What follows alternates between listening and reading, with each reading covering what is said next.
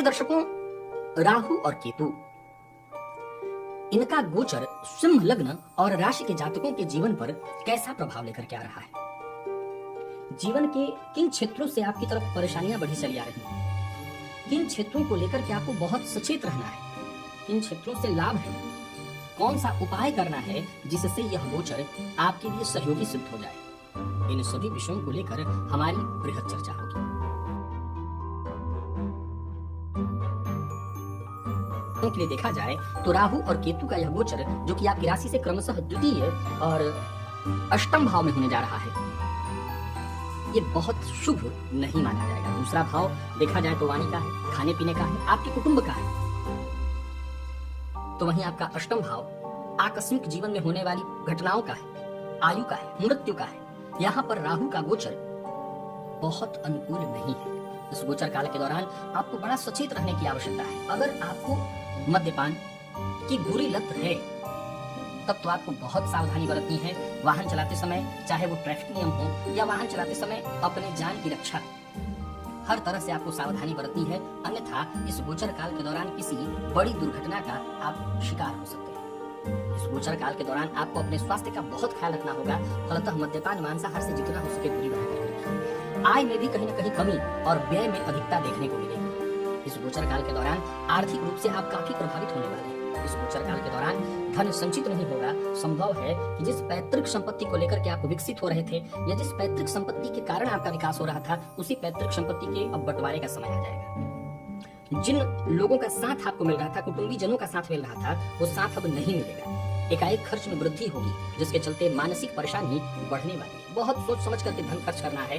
अनावश्यक वस्तुओं पर धन खर्च करने से आपको बचना चाहिए। तो वहीं पारिवारिक जीवन में भी कहीं न कहीं कलह और क्लेश की स्थिति उत्पन्न होने जा रही है। ये समय आपको तनाव देने वाला है, मानसिक अशांति और परेशानियों को देने वाला है। इसका सीधा असर आपके स्वास्थ्य पर दिखाई पड़ेगा। तो वहीं इस गोचर काल के दौरान वो सभी लोग जो कहीं न कहीं ऐसा कहा करते थे कि वो आपके सबसे करीबी हैं, वक्त आने पर वो साथ देंगे, वो सब आपके विपक्ष में आपको दिखाई पड़ेंगे। संभवतः वो मित्र भी जिन पर आपको बहुत भरोसा था, वो उस कतार में खड़े दिखाई पड़ेंगे जहां से आपका विरोध हो रहा हो, यानी अपनों से धोखा। प्रिय दर्शकों, सिंह लग्न और राशि के जातकों के लिए राहु और केतु का यह गोचर अच्छा नहीं है। परंतु ये बात कभी मत भूलिए कि सिक्के का एक नहीं वरन दो पहलू होते हैं। अगर सिंह लग्न और राशि के जातकों के लिए राहु कहीं न कहीं परेशानी का सबब लेकर के आ रहे हैं, तो एक अच्छा पॉइंट है केतु, जो कि दूसरे भाव में कारक माना गया है।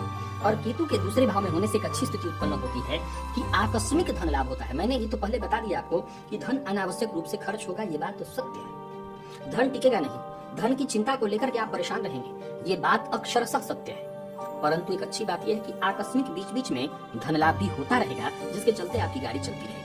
सिंह लग्न और राशि के जातकों की अगर मैं बात करूं तो वर्तमान में न तो कोई ढैया, साढ़े साथी वगैरह तो नहीं चल रही, ये बहुत अच्छी बात है। अगर आपकी जन्म कुंडली में कोई बहुत बुरी स्थिति न हो, यानी कोई मारक दशा न चल रही हो, राहु की ही दशा न चल रही हो, केतु की दशा न चल रही हो, अथवा राहु या केतु आपकी कुंडली में नीच के होकर के न बैठे हो अथवा अष्टम में ही न बैठे हो, तो फिर चिंता की आवश्यकता ज्यादा नहीं है।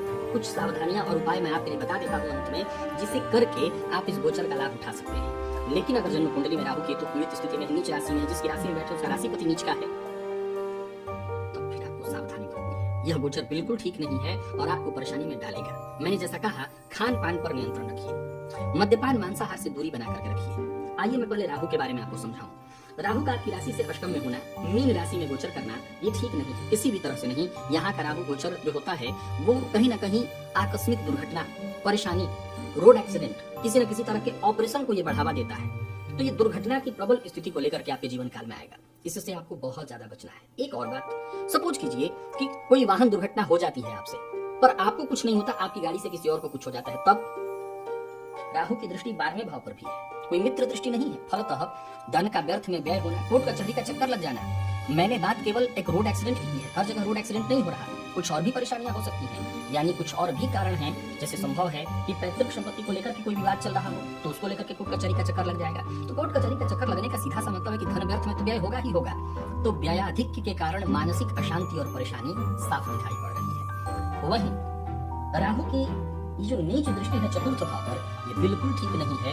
गृह कलह होना, अपनों का साथ न मिलना, माता के स्वास्थ्य में परेशानी, मित्रों से धोखा। अभी मैंने क्या कहा कि जिन मित्रों पर भरोसा था वो आपके विरोध वाली कतार में आपको दिखाई पड़ेंगे खड़े हुए, उनसे धोखा मिलने वाला है। समाज में मान सम्मान की कमी, वाणी के कारण, आपके स्वभाव के कारण आपके द्वारा किए गए कुछ कार्य भी ऐसे हो सकते हैं जिसका सीधा प्रभाव आपकी छवि पर पड़ेगा और आपकी छवि धूमिल होगी। मान सम्मान को कहीं ना कहीं ठेस पहुंचने वाला है, बहुत सचेत रहिए। विशेष करके जो लोग राजनीतिज्ञ हैं और सिंह लग्न या राशि के हैं, आपको मैं बहुत सावधान करना चाहता हूँ। यह गोचर आपके लिए ठीक नहीं है। यह गोचर आपके जीवन काल में परेशानियों को लेकर के आ रहा है। सावधानी आपको हर तरह से बरतनी है। वहीं अगर देखा जाए तो ये जो चतुर्थ भाव है, सबसे ज्यादा तो आपको इस बात का ख्याल रखना है कि माता का स्वास्थ्य जो है बहुत ध्यान रखिए। अचल संपत्ति खरीदना और बेचना दोनों ही चाहते हैं, तो मैं दोनों के लिए आपको सावधान करना चाहता हूँ, क्योंकि अचल संपत्ति के मामले में गलत निर्णय की संभावना प्रबल है और संभव है कि कोई ऐसा निर्णय हो जाए जिसके चलते आप नुकसान आपको हो, चाहे वो बेचकर या खरीद कर नुकसान हो। एक और बात, केतु पर आते हैं। केतु का दूसरे भाव में होना ठीक है, ये आपकी सेफ्टी हुई, ध्यान से समझिएगा। मैंने राहु के गोचर को भलीभांति आपको समझा दिया और ये बता दिया कि कष्ट तो होगा। अब मैंने कहा कि सिक्के का एक दूसरा पहलू भी है। वो दूसरा पहलू कहाँ कहाँ आपकी सुरक्षा कर रहा है, वो सुनने का जरा प्रयत्न करिए और समझने का प्रयत्न करिए। केतु को दूसरे भाव में कारक माना गया है। फलतः ये केतु एक सेफ्टी आपको यहाँ पर देंगे कि आकस्मिक कुछ धन लाभ करा देंगे जिसके चलते आपके काम न रुकें, आपके काम चलते रहें। ये पहला पॉइंट होगा। दूसरा पॉइंट, यहाँ बैठे केतु अपनी 5वीं दृष्टि षष्ठ भाव पर डालेंगे।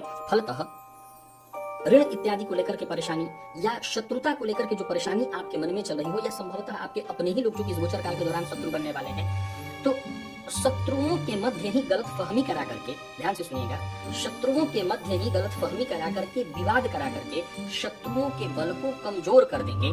फलतः यहाँ पर आपकी सुरक्षा होगी। अष्टम पर दृष्टि से भी आकस्मिक धन लाभ और आकस्मिक लाभ का ही सूचना है, और कार्य क्षेत्र भाव यानी पर कर्म भाव पर नीच दृष्टि ये ठीक नहीं है। अब यहाँ देखिए इस बात को, केतु की भी एक दृष्टि परेशानी खड़ा करेगी, और वो क्या है, कार्य क्षेत्र में अनवरत उतार चढ़ाव, अनचाहा ट्रांसफर, न चाहते हुए भी परेशानी, उच्चाधिकारियों का आपके विरुद्ध हो जाना, व्यर्थ की मानसिक अशांति आपको दी जाए, आपके ऊपर टेंशन प्रेशर जनरेट किया जाए जिसके चलते आप बहुत ज्यादा परेशान हो जाएं, टेंशन में आ जाएं, ऐसी स्थिति उत्पन्न होगी। तो आपको इन सभी चीजों को लेकर के बेहद सावधान रहने की आवश्यकता है, सचेत रहने की आवश्यकता है, अन्यथा परेशानी आपकी बढ़ने वाली है।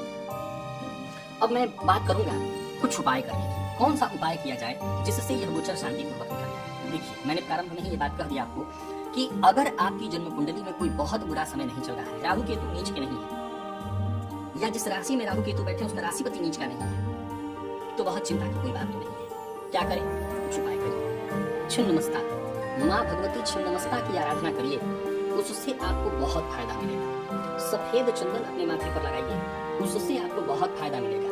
कुत्ते को खाना दीजिए, उससे आपको बहुत फायदा मिलेगा। और सबसे जरूरी बात,